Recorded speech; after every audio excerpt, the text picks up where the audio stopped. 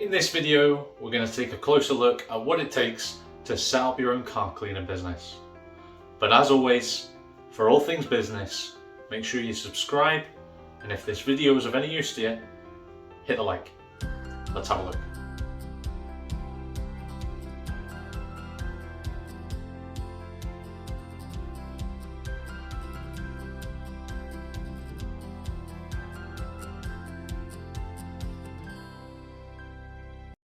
You may have found yourself in the position where you're thinking about setting up your own car cleaning business. Where do I start? Can I even do it? How do I get customers? All great questions, and hopefully some of which we can answer in this video. So, if you haven't valeted a car before, the best place to start is with your friends and family. Get some basic equipment, get yourself a jet wash, get yourself some basic car cleaning chemicals, some cloths, some buckets, a wash mitt, etc. The list can go on and on. Ask your friends and family if they'd be willing for you to clean their car. Dirtier the better. Get some experience, get some practice. During this time, you'll have a bit more of an understanding of whether cleaning cars is actually for you and if you enjoy it. And if you do, and you manage to do the cars well enough, great. You might be ready for the next step. Once you've done this and got a bit of experience under your belt, there are many avenues that you can go down to start. There are 4 that come to mind. The first 2, which are perhaps the easiest of the 2, would be getting a vehicle, usually a van, kitting it out, and being able to provide valeting services on someone's driveway. This is probably the quickest, easiest, and most inexpensive route to start. The second would be having a studio, unit, premises, whatever you want to call it, pretty much a base where customers can come to you and where all your equipment live. This is the second most inexpensive route, but still can be quite an outlay from the start, depending on the kind of premises that you want. Following this is whether you wanted to take over an automated car wash or build one yourself. Don't knock it, there's a business for it. It might not be for you, but there's definitely business there for it. Same with a hand car wash. We've all driven past one, we've all seen one. You might want your own. These last 2 options, they come with quite a significant price tag attached to them. Might be something that you want to explore in the future. So if we were to focus on the mobile route, what do you need? A vehicle's a great start. If you've got a vehicle, 7-seater, something large that's big enough to hold a jet wash, a small water tank, your buckets, your chemicals, everything that I mentioned earlier, then you're good to go. If you don't have one, you're going to need to find one. You can usually find reasonably inexpensive, slightly older vans that would be a great place to start. Get it all in the back and you're ready to go. You've got your van. What now? It's not as though anyone knows you're actually in business yet. Great place to start from here would be having a website and social media pages. Those before and after photos that hopefully you took when you cleaned your friends and family's cars, get them on there. If potential customers come across your social media page and see that albeit you have a new page, you've already done some work and you can showcase how good a job you can actually do, this is a great first impression for customers coming across your page. And hopefully, instead of being potential, they'll become paying customers that will message you and get you booked. From here, it's pretty much rinse and repeat.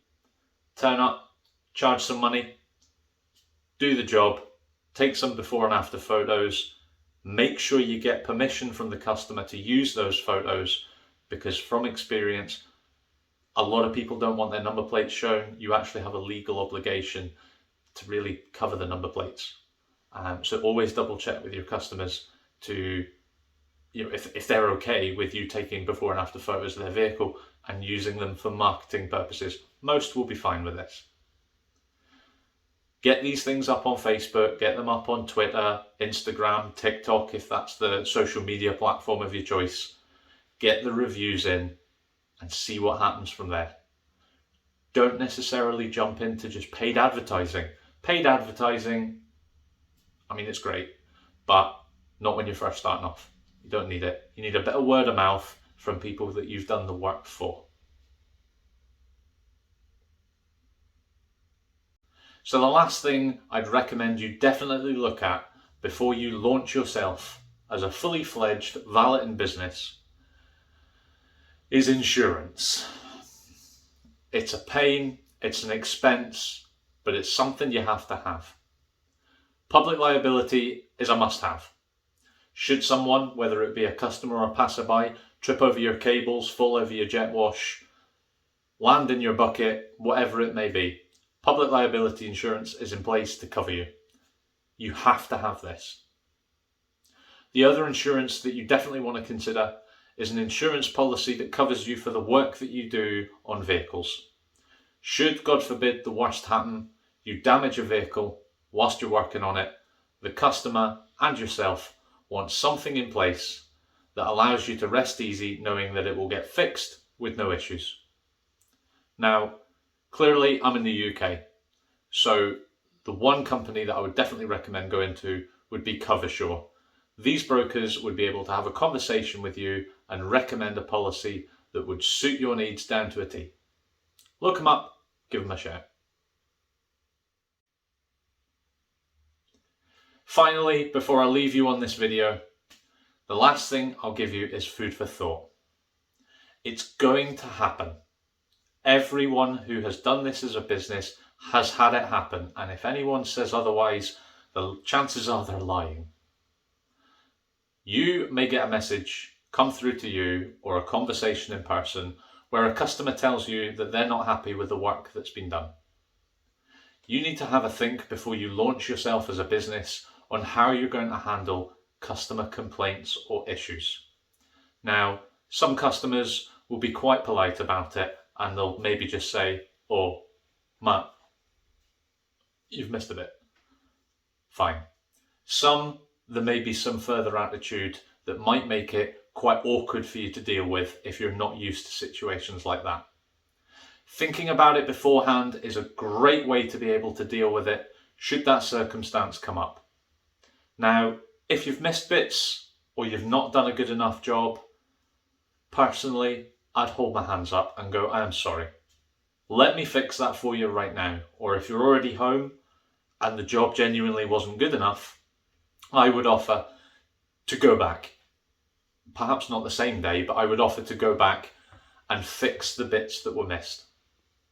Now, should a customer have unrealistic expectations of what was going to be done, for example, they paid for a mini valet and wanted a mini valet, and your website or your conversation quite clearly stated, it's a vacuum, it's a wipe of the plastics, it's the door shuts and glass on the interior, no seat cleaning, but they're not happy that the seats weren't cleaned. Now, albeit, excuse me, you may not offer to do that because that wasn't within the package. Thinking about how you're going to handle interactions like that will save you stress when it comes up, because it will. Anyone who says otherwise is lying. Personally, there's no reason for attitude. There's no reason for a defensive stance from you as a business. Being open and honest with your customers, fixing things that you haven't done as well as you should have, and coming up with a great scenario where if someone is unrealistic in their expectation, how you can tell them that and how you could perhaps offer to resolve it by consideration of a better package the next time you come out. Maybe at a discounted rate, because they might book in quicker. Who knows? Food for thought anyway. If you have any other questions about anything that I've spoken about in this video, because I am aware I've covered it very basically. Now, if you've got any other questions or things that you want me to explore in more detail, let me know in the comments. I'm clearly a new channel. I'm trying this out and seeing how it goes. So, if you've enjoyed this, a wee reminder. Make sure you subscribe, and if this videos have been of any use, hit the like. Catch you next time.